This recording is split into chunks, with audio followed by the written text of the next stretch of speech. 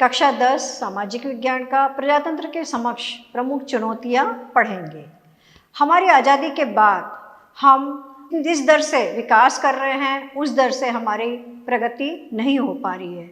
इसके लिए हमें बहुत सारी चुनौतियों का सामना करना पड़ रहा है। इस अध्याय में हम उन्हीं चुनौतियों के बारे में पढ़ेंगे। मुख्य बिंदु हैं बच्चों इस अध्याय के, वो है प्रजातंत्र में जनसंख्या विस्फोट, बेरोजगारी, सांप्रदायिकता, आतंकवाद, मादक पदार्थों का सेवन, प्रजातंत्र की सफलता में बाधक तत्व, प्रजातंत्र की बाधाओं को दूर करने के उपाय।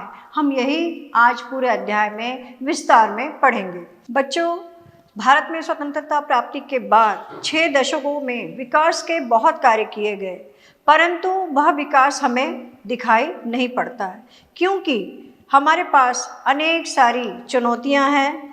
सांप्रदायिकता, जातीयता, क्षेत्रवाद, आतंकवाद, गरीबी, बेरोजगारी जैसी समस्याओं के कारण हम विकास कार्य में खर्च होने वाली राशि को पूरा विकास पर खर्च नहीं कर पा रहे हैं। ये समस्याएं परस्पर अविश्वास और मतभेदों को बढ़ाती जा रही है। इसमें सबसे पहली चुनौती हम पढ़ेंगे वो है जनसंख्या विस्फोट। जब जनसंख्या वृद्धि दर इतनी तेज हो जाती है कि देश में उपलब्ध संसाधन आवश्यकता की पूर्ति नहीं कर पाते, तब इस स्थिति को जनसंख्या विस्फोट कहा जाता है। बच्चों, जनसंख्या की तीव्र गति से वृद्धि हमारे आर्थिक विकास के सारे प्रयासों को विफल कर देती है। भारत का क्षेत्रफल विश्व में कुल क्षेत्रफल का 2.4% है बच्चों, जबकि हमारे देश की जनसंख्या विश्व की कुल जनसंख्या का 16.87% है। जनसंख्या की दृष्टि से विश्व में भारत का दूसरा स्थान है, जबकि क्षेत्रफल की दृष्टि से 7वां स्थान है। हमारे देश में जनसंख्या विस्फोट के कारण वस्त्र, आवास और भोजन की समस्या विकराल रूप धारण कर चुकी है। 1901 की जनगणना के अनुसार देश की जनसंख्या 23.8 करोड़ थी बच्चों, लेकिन 2001 की जनगणना के अनुसार यह बढ़कर 102.7 करोड़ हो गई। किसी भी देश के प्राकृतिक संसाधनों का विकास जनसंख्या पर ही निर्भर करता है। जनसंख्या में आवश्यक से अधिक अविकसित देशों के लिए एक अभिशाप बन जाता है। जनसंख्या जिस गति से बढ़ती है उत्पादन में उतनी वृद्धि नहीं हो पाती, जिससे बच्चों प्रति व्यक्ति आय कम हो जाती है और हमारा जीवन स्तर अपने आप निम्न श्रेणी का हो जाता है। कार्यकुशलता और कार्यक्षमता भी कम हो जाती है। बच्चों, जनसंख्या विस्फोट के 2 कारण हैं, एक है सामाजिक कारण, दूसरा है आर्थिक कारण। सबसे पहले हम पढ़ेंगे सामाजिक कारण। भारत में संयुक्त परिवार प्रथा होने के कारण अधिक बच्चों के पालन पोषण में सामान्यतः परेशानी नहीं होती है, जिस कारण बच्चों की जनसंख्या बढ़ती जा रही है। बाल विवाह और विवाह आयु कम होने से बच्चे अधिक और जल्दी पैदा होते हैं। तीसरा, भारतीय समाज का परंपरावादी होना एवं लड़कों के जन्म को महत्वपूर्ण माना जाता है। स्त्रियों की सामाजिक स्थिति बहुत ही कमज़ोर है। नंबर 5वां है बच्चों कि बच्चों के जन्म को ईश्वर की देन मानना। आर्थिक कारण, निर्धनता के कारण अधिक बच्चों की कमाई का साधन माना जाता है, इसलिए बच्चों में वृद्धि होती जाती है। कृषि पर निर्भरता, कृषि कार्य में लगे परिवारों के बच्चे उनके कृषि संबंधी कार्यों में सहायता करते हैं, पशु चराने में, खेतों की रखवाली करने में, इसलिए अधिक बच्चे उपयोगी होते हैं। दोषपूर्ण आर्थिक दृष्टिकोण, ग्रामीण जनता की यह धारणा होती है कि आने वाला बच्चा अपने साथ 2 हाथ 2 पैर लाता है, उनके काम में सहायक होता है, इसलिए वे बच्चों को वरदान मानते हैं। अन्य भी कारण हैं बच्चों, जैसे शिक्षा का अभाव, अशिक्षित जनता अधिक जनसंख्या की हानियों को नहीं समझ पाती है और इस कारण इस ओर ध्यान नहीं देते हैं और अधिक बच्चे होने लगते हैं। उष्ण जलवायु, भारत की जलवायु गर्म है, यहाँ लड़कियों में परिपक्वता जल्दी आ जाती है और कम उम्र में शादी होने से अधिक बच्चे हो जाते हैं। संतान निरोधक विधियों की कमी, अज्ञानता और अनुपलब्धता के कारण इन विधियों का प्रयोग कम हो रहा है। घटती मृत्यु दर, भारत में मृत्यु दर तेजी से घट रही है, इस कारण जनसंख्या भी कम नहीं हो पा रही है। जनसंख्या विस्फोट का प्रभाव, बच्चों जिससे सबसे अधिक प्रभाव पड़ता है, प्रति व्यक्ति आय में गिरावट आती है। बचत और विनियोग बहुत ही कम हो पाता है।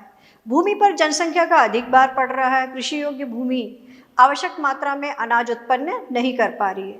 खाद्यान्नों की कमी हो रही है, क्योंकि जिस गति से जनसंख्या में वृद्धि होती है उस गति से खाद्यान्न उत्पादन नहीं हो पाता है। जनसंख्या वृद्धि के कारण आवास और शिक्षा की समस्या उत्पन्न हो रही है। रहने के लिए आवास निर्माण होना चाहिए, परिणाम स्वरूप भूमि कम पड़ रही है। स्वास्थ्य सेवाओं की आवश्यक मात्रा में पूर्ति नहीं हो पा रही है। जनसंख्या वृद्धि से मांग बढ़ रही है और वस्तुएं कम मात्रा में उपलब्ध हो पा रही है।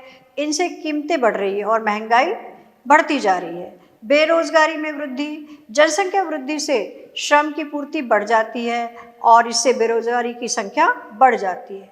ऊर्जा का उपयोग बढ़ जाता है, अधिक बिजली की ज़रूरत होती है और इससे अधिक बिजली घरों के निर्माण की आवश्यकता महसूस हो जाती है। ये सभी कारण हमारी विकास की प्रक्रिया में बाधा पहुंचाते हैं। जनसंख्या विस्फोट के समाधान के लिए कुछ उपाय हैं जो इस प्रकार है। अगर हम इनका पालन करें तो कुछ हद तक हम इसमें परिवर्तन कर सकते हैं। सबसे पहला है परिवार नियोजन कार्यक्रम को लागू किया जाए और बढ़ावा देने हेतु निरंतर इसका प्रचार और प्रसार किया जाना चाहिए। शहर व गाँव में परिवार नियोजन केंद्र स्थापित किए गए हैं। विवाह की आयु को भी बढ़ा दिया गया है। परिवार नियोजन कार्यक्रमों को प्रोत्साहित किया जा रहा है। प्रशिक्षण द्वारा उनको अधिक प्रभावशाली बनाया जा रहा है। हमारे देश में 2 बच्चों के मानक को प्रोत्साहित किया जा रहा है। बुनियादी प्रजनन सुविधाओं पर ध्यान दिया जा रहा है। टीकाकरण का प्रचार प्रसार हो रहा है। स्त्री शिक्षा पर विशेष ध्यान दिया जा रहा है। सामाजिक संस्थाओं को परिवार नियोजन कार्यक्रम में जोड़ा गया है। सरकार इस प्रकार लगातार इन कार्यक्रमों को प्रोत्साहित करती जा रही है। दूसरी हमारी एक ज्वलंत समस्याएं हैं, वो है बेरोजगारी।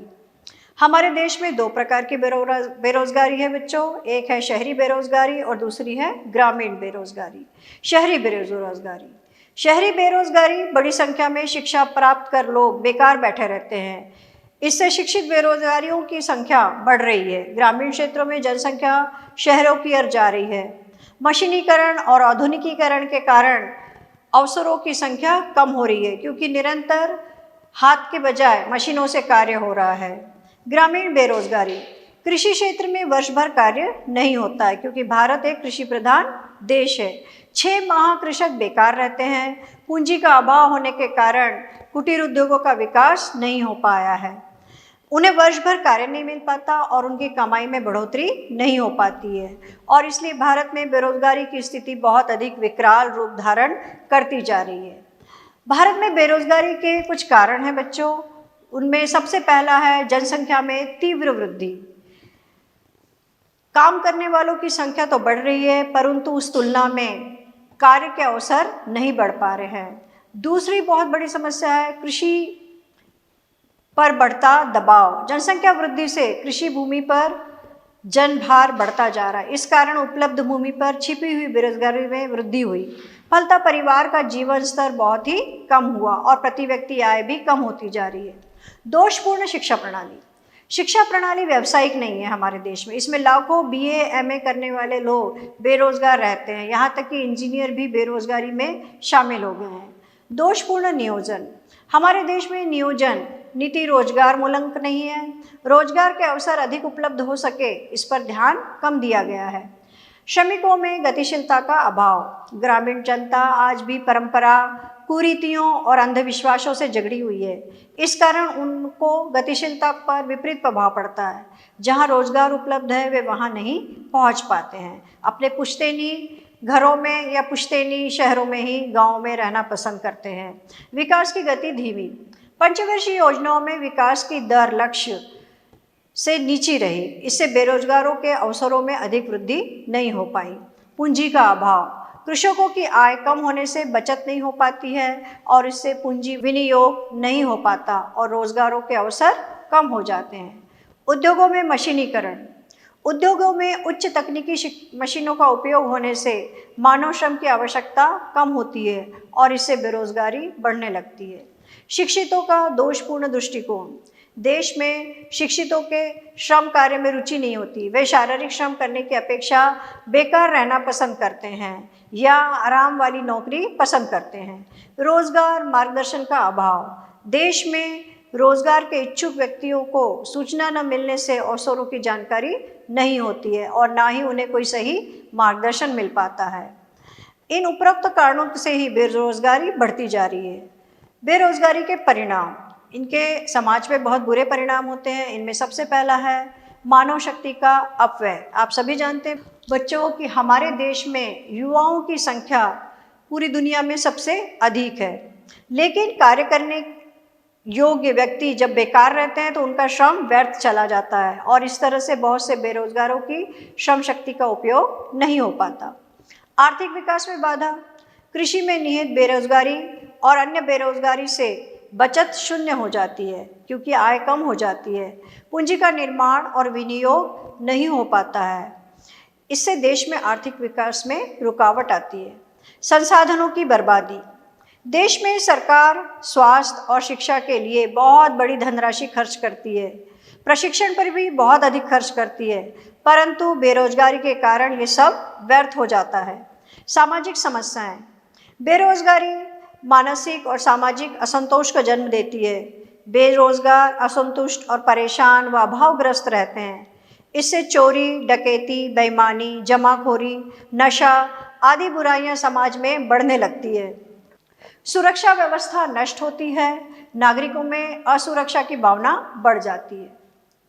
राजनीतिक अस्थिरता, बेरोजगारी के कारण एक बड़ा जनसमूह सरकार के विरुद्ध हो जाता है और उनमें असंतोष और आक्रोश उत्पन्न हो जाता है और सरकार पर सदा संकट बना रहता है। बेरोजगारी को दूर करने के उपाय भी है बच्चों। सबसे पहला और महत्वपूर्ण उपाय है कि जनसंख्या वृद्धि पर नियंत्रण। यदि जनसंख्या पर नियंत्रण किया जाए तो श्रमिकों की पूर्ति दर में कमी आएगी और रोजगार के अवसर बढ़ने लगेंगे। लघु और कुटीर उद्योगों का विकास, ये उद्योग ग्रामीण और शहरी क्षेत्रों में स्थापित किए जाने चाहिए जिससे लोगों को अंशकालीन रोजगार मिल सके। इससे पूंजी भी कम लगती है और परिवार के सदस्यों द्वारा ही संचालित किए जा सकते हैं। बेकार बैठे किसान, उनको घर के सदस्य अपनी क्षमता, श्रम, कला कौशल के द्वारा छोटी छोटी जमा राशि का उपयोग करके और अधिक आय और रोजगार प्राप्त कर सकते हैं और इससे सरकार को विकास मिलेगा और पूंजी उपलब्ध होगी। व्यावसायिक शिक्षा, देश की शिक्षा पद्धति में परिवर्तन की आवश्यकता है। हमें शिक्षा को रोजगार उन्मुख बनाना है। हाई स्कूल पास करने के बाद छात्रों की रुचि के अनुसार व्यावसायिक शिक्षा चुनने का अधिकार होना चाहिए। शिक्षा प्राप्त करने वालों के व्यवसाय से तुरंत जोड़ने की योजना होनी चाहिए जिससे बेरोजगारी की समस्या हल हो सके। विनियोग में वृद्धि, सार्वजनिक क्षेत्रों में बड़े पैमाने पर पूंजी का विनियोग कर बेरोजगारी दूर की जा सकती है। निजी क्षेत्र में बड़े उद्योगों को प्रोत्साहन देना चाहिए जिसमें श्रम प्रधान हो और इससे लोगों को रोजगार मिलेगा। सहायक उद्योगों का विकास, ग्रामीण क्षेत्रों में कृषि के सहायक उद्योग जैसे दुग्ध व्यवसाय, मछली पालन, मुर्गी पालन, बागवानी, फूलों की खेती आदि का विकास करना चाहिए। प्रशिक्षण सुविधाएं, अकुशल श्रमिकों को प्रशिक्षण देने की जगह जगह प्रशिक्षण केंद्र खोलना चाहिए। इससे उत्पादन में वृद्धि होगी और बेरोजगारी कम होगी। श्रमिकों को मांग और पूर्ति के अनुसार प्रशिक्षण आयोजित होने चाहिए जिससे श्रम में गतिशीलता आने लगेगी और लोग दूसरे स्थान पर जाकर भी नौकरी कर सकेंगे। ग्रामीण रोजगार योजनाओं का विस्तार, गांव में चलने वाली विकास योजनाओं का विस्तार किया जाना चाहिए। कृषि सेवा केंद्र खोलने चाहिए। स्वरोजगार योजना, जवाहर रोजगार योजना, समृद्धि योजना आदि का विस्तार किया जाना चाहिए। शहरों में प्रधानमंत्री रोजगार योजना, रोजगार गारंटी स्कीम आदि का अधिक विस्तार करना चाहिए। कृषि उन्नति, कृषि में विभिन्न नए कार्यक्रम लागू करना चाहिए। बहुफसल योजना, उन्नत बीज, उर्वरक, कृषि यंत्रों का उपयोग, नई तकनीकों का प्रयोग किया जाना चाहिए। कृषि हेतु समय पर ऋण उपलब्ध कराना चाहिए। सिंचाई योजनाओं का विस्तार होना चाहिए। इससे कृषि आय बढ़ेगी और रोजगार प्राप्त हो सकेंगे। दूसरी के बाद तीसरी एक जटिल समस्या है, वो है सांप्रदायिकता। भारत एक पंथ निरपेक्ष राज्य है। इनमें विभिन्न जाति, धर्म और संप्रदाय को मानने वाले निवास करते हैं। अपने पंथ के प्रति निष्ठा रखकर दूसरे पंथों एवं संप्रदायों को घृणा की दृष्टि से देखना या व्यापक राष्ट्रीय हित की उपेक्षा कर स्वयं के पंथ का अथवा संप्रदाय के हितों की पूर्ति के कार्य करना सांप्रदायिकता कहलाती है। सांप्रदायिकता लोकतंत्र एवं राष्ट्रीय एकता के मार्ग में एक बहुत बड़ी बाधा है। सांप्रदायिकता का अर्थ राष्ट्र हित को भुलाकर एक पंथ अथवा एक संप्रदाय विशेष के प्रति निष्ठा रखकर उसके विस्तार के लिए ही सोचना और कार्य करना तथा दूसरे पंथ एवं संप्रदायों के प्रति घृणा भावना रख उन्हें हानि पहुंचाना ही सांप्रदायिकता है। स्वतंत्रता के पूर्व हिंदू, मुस्लिम, सिख, ईसाई सभी ने एकजुट होकर स्वतंत्रता की लड़ाई लड़ी और सफल भी रहे, लेकिन अंग्रेजों की फूट डालो राज्य करो की नीति ने इनमें आपसी द्वेष भर दिया और देश का धर्म के आधार पर दो भागों में बंटवारा हो गया। आपसी अविश्वास बढ़ गया और सांप्रदायिकता के रूप में आज भी विद्यमान है। हमारे देश में सभी पंथ और संप्रदायों का अस्तित्व रहा, सभी धर्मों का देश के विकास में सहयोग रहा। ताजमहल, फतेहपुर सिकरी, लाल किला, मीनाक्षी मंदिर, खजुराहो, कोणार्क का सूर्य मंदिर, विवेकानंद स्मारक, सांची के स्तूप जैसी अनुपम कलाकृतियाँ सभी धर्मों की देन है, जिस पर हम सभी भारतवासियों को गर्व है। सांप्रदायिकता के बच्चों कुछ कारण हैं। सबसे पहला कारण है कि ब्रिटिश सरकार की देश को विभाजित करने की नीति ने सांप्रदायिकता को बढ़ावा दिया। दूसरा, राजनीतिज्ञों, नेताओं और सरकारों द्वारा राजनीति स्वार्थ के तहत चुनाव जीतने के लिए धर्मों एवं संप्रदायों की मार्गों को मान लिया जाता है और उन्हें खुश करने के प्रयत्न किए जाते हैं ताकि उन्हें अधिक चुनाव में जीत मिले। तीसरा, कुछ धार्मिक नेता अपने निजी स्वार्थों के लिए विभिन्न संप्रदायों में फैली अशिक्षा, बेरोजगारी में सुधार के लिए कार्य नहीं करते हैं, बल्कि धार्मिक शिक्षा के लिए प्रेरित करते हैं और यही वो गलत करते हैं। भारत में होने वाली हर छोटी घटना को कुछ देश तूल देकर प्रसारित करते हैं। इससे देश में सांप्रदायिकता की भावनाओं को बढ़ावा मिलता है। नंबर 5, सरकार का घटनाओं के प्रति उदासीन रवैया भी इसे बढ़ाता है। घटनाओं के समय सही निर्णय अगर तत्काल ले लिया जाए तो उन्हें दंगों का रूप लेने से हम रोक सकते हैं। विभिन्न संप्रदायों में निहित पृथक्करण की भावना भी सांप्रदायिकता को बढ़ावा देती है। अब है कि बच्चों, इस सांप्रदायिकता की भावना का परिणाम क्या होता है। सांप्रदायिकता से बहुत हानियाँ होती है। दंगों से धन जन की हानि होती है, संपत्ति नष्ट हो जाती है, वाहन जल जाते हैं, सरकार को करोड़ों रुपयों का नुकसान हो जाता है, राजनीतिक अस्थिरता बनी रहती है। मतदान व चुनाव में सांप्रदायिकता का प्रभाव बढ़ने लगता है। राष्ट्रीय एकता और अखंडता में बाधा आती है।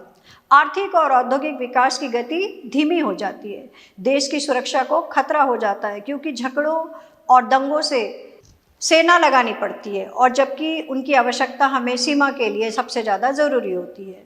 सांप्रदायिकता दूर करने के उपाय हैं। सबसे पहला और महत्वपूर्ण उपाय है बच्चों कि सर्वधर्म प्रार्थना सभाएं होनी चाहिए। शिक्षा में प्रारंभ से ही नैतिक और आध्यात्मिक मूल्यों को जोड़ा जाना चाहिए। सरकार को कानून बनाते समय इस बात का ध्यान रखना चाहिए कि वे समान रूप से सभी नागरिकों को पर लागू हो। इन्हें लागू करने में किसी भी प्रकार का भेदभाव जाति, धर्म, भाषा और लिंग के आधार पर नहीं करना चाहिए।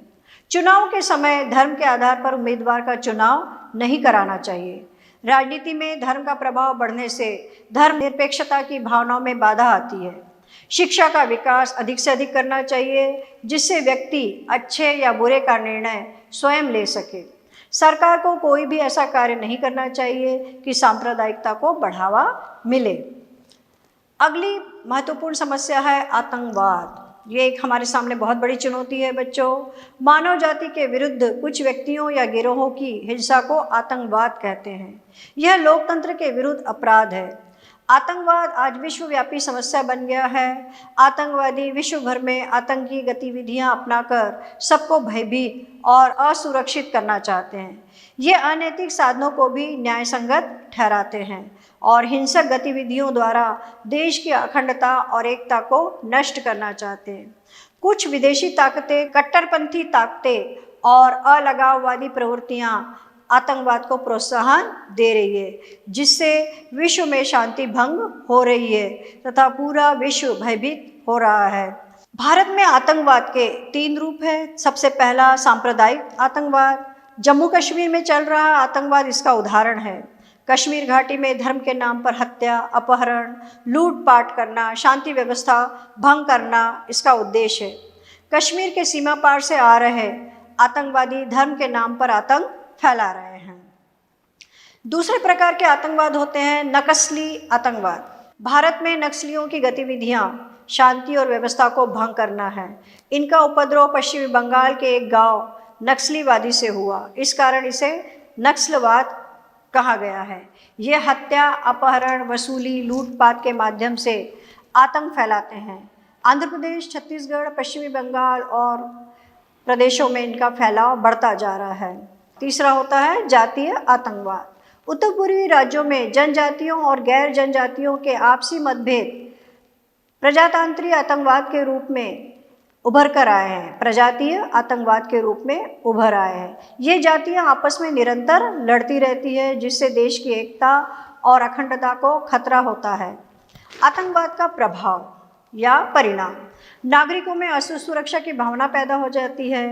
आर्थिक विकास के मार्ग में बाधा आती है, जिससे गति से विकास हम कर रहे हैं उन्हें छोड़कर बचाव कार्य करने लगते हैं। जन धन की बहुत हानि होती है, निरपराध लोग मारे जाते हैं और सरकारी और निजी संपत्तियों को नुकसान होता है। आतंकवाद से अवघोषित युद्ध जैसी स्थिति बन जाती है। कुछ देश आतंकवाद के कूटनीति साधन के रूप में भी उपयोग करते हैं। आतंकवाद के कारण, उपनिवेशवाद, शासकों द्वारा वर्षों तक अपनाई गई दमनकारी नीतियां उपनिवेश में नागरिकों के विद्रोह का कारण होती है।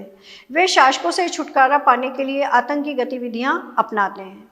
सूचना प्रौद्योगिकी, पिछले 2 दशकों से संचार के साधनों में बहुत क्रांति आई है। टेलीविज़न, इंटरनेट, मोबाइल, फैक्स आदि के माध्यम से आतंकवादी संगठन इसका प्रयोग कर अपनी आतंकी गतिविधियां करने में अधिक सफल होते हैं।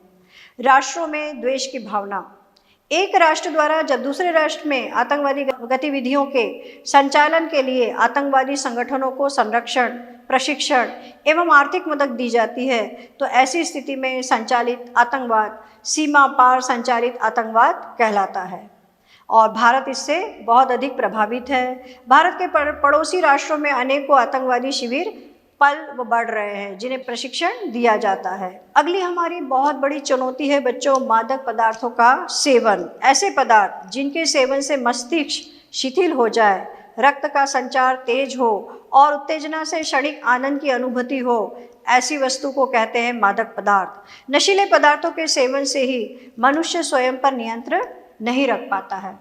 मादक पदार्थों का प्रभाव, मादक पदार्थों के सेवन से व्यक्ति के स्वास्थ्य पर प्रतिकूल प्रभाव पड़ता है बच्चों।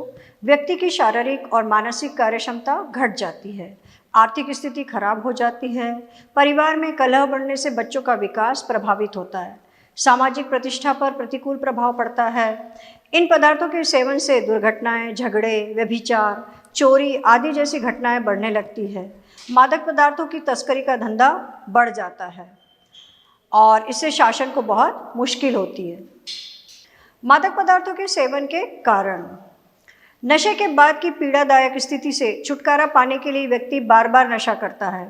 मानसिक परेशानी दूर करने के लिए भी व्यक्ति मादक पदार्थों का सेवन करता है। शराब, पार्टियों के बढ़ते चलन और मीडिया द्वारा इनका प्रदर्शन इसके सेवन को बढ़ावा दे रहा है। फिल्मों को देखकर भी उनकी नकल कर युवा वर्ग आज शराब, सिगरेट का उपयोग अधिक कर रहा है। होटलों की पार्टियों में लड़के और लड़कियां दोनों ही इनके प्रयोग के अभ्यस्त हो रहे हैं और इससे उनकी सोच बदलती जा रही है। उच्च वर्ग के समकक्ष दिखने, उनके संपर्क में आने और व्यावसायिक पार्टियों के आयोजन में अब मादक पदार्थों का उपयोग अधिक हो रहा है। मादक पदार्थों पर रोक लगनी चाहिए। मादक पदार्थों के सेवन पर रोक या कमी से व्यक्ति का शारीरिक और मानसिक संतुलन बना रहेगा और आर्थिक संपन्नता बढ़ेगी, परिवार में सुख शांति होगी, अपराध कम होंगे, कार्यकुशलता बढ़ने से देश के उत्पादन पर अनुकूल प्रभाव पड़ेगा और उसमें वृद्धि भी होगी, स्वास्थ्य में सुधार होगा। देश के विकास के लिए स्वस्थ नागरिक होना बहुत ही आवश्यक है। इसलिए भावी पीढ़ी स्वस्थ और संपन्न होने के लिए हमें मादक पदार्थों पर रोक लगाई जानी चाहिए। प्रजातंत्र की सफलता में जो बाधक तत्व है वो निम्नलिखित है बच्चों। प्रजातंत्र में कुछ बाधक तत्व है जो है, सबसे पहला गरीबी और बेरोजगारी की बढ़ती संख्या। जैसे जैसे देश में जनसंख्या बढ़ती जा रही है तो उस कारण गरीबी और बेरोजगारी की संख्या भी बढ़ती जा रही है। इसलिए हमें इसके उपाय के लिए सबसे पहले जनसंख्या पर नियंत्रण करना बहुत ही आवश्यक है। जातीयता, क्षेत्रीयता और भाषीय समस्याएं, हमारे देश में बिना किसी भेदभाव के सभी नागरिकों की स्वतंत्रता और समानता का अधिकार प्रदान किया गया है, किंतु यथार्थ रूप में देश में प्रचलित जातिवाद और क्षेत्रवाद स्वतंत्रता और समानता के अधिकारों को वास्तविक नहीं बनने देते हैं और उससे राजनीतिक कार्य और व्यवहार में लोकतंत्र के संचालन में अवरोध होता है। इसलिए हमें इसके लिए कोई सुचारू उपाय करने चाहिए। निरक्षरता या अशिक्षा। अशिक्षित लोकतांत्रिक पद्धति का सफल क्रियान्वयन नागरिकों की शिक्षा पर ही निर्भर करता है। अशिक्षित लोग लोकतंत्र व्यवस्था के कार्यान्वयन में कठिनाई उत्पन्न करते हैं। शिक्षा की कमी के कारण नागरिकों में राजनीतिक सक्रियता और सहभागिता की कमी रहती है। राजनीतिक जागरूकता की कमी लोकतंत्र के कार्यान्वयन में बहुत बड़ा अवरोध है। सामाजिक कुरीतियाँ।